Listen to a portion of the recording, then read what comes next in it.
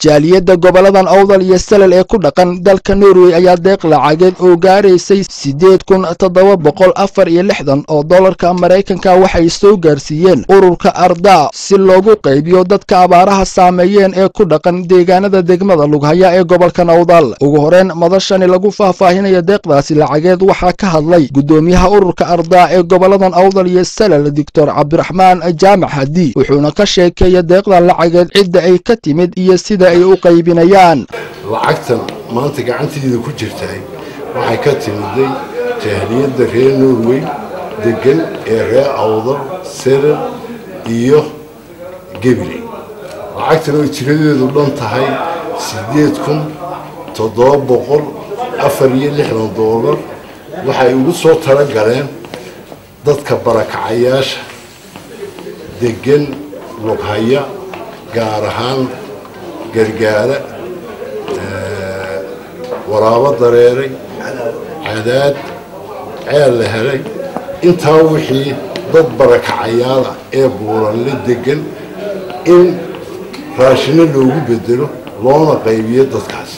ayay ugu soo talagaleen. waxaa sidoo kale madashani ka hadleen Sheekh Maxamed Daahir Dhabel iyo Sheekh Xasan Daheeye Axmed oo kamid ah xubnaha ururka Arda waxayna u duceeyeen jaaliyadda Norway ee deeqdan lacageed soo diray. reer Norway ee lacagtan halkan oo ka ay sheegay Cabdiraxmaan ee 8,764 soo diray ee kuwan ay caawinayo walaalahooga tabaalaysan ee reer Lughaya ban أن لنا هاي جزاكم الله خير الجزاء إلهي إني أمال مريو ميسان كحسنات كان الله إني يقدره. وحنا ندعينا إن دتكي العقد صادري جاليدها قبل كأوضل إياه قبل كسلل إياه قبل كجبلي هذه أدباني دي قصد دعينا إن إلهي خير هيد نسيو أنا إذا كابال مريو دير ذا صادرتين ولا لين كجيسن قفك مسلكو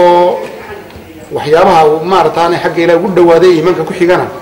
waxa kamida inuu qofka jeesan gaajada ka reebo quraankan aad bay ugu badan tahay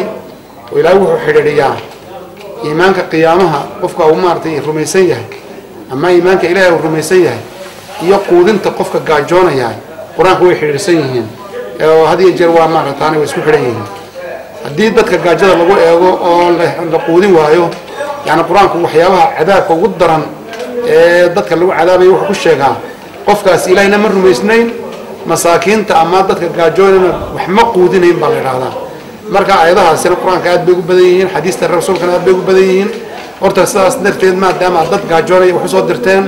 Ilaahay maarataanay jannada ay ugu geeyo adduunka nolol wanaagsan Allah idinku nooreeyo. Cabdi Fataax Axmed,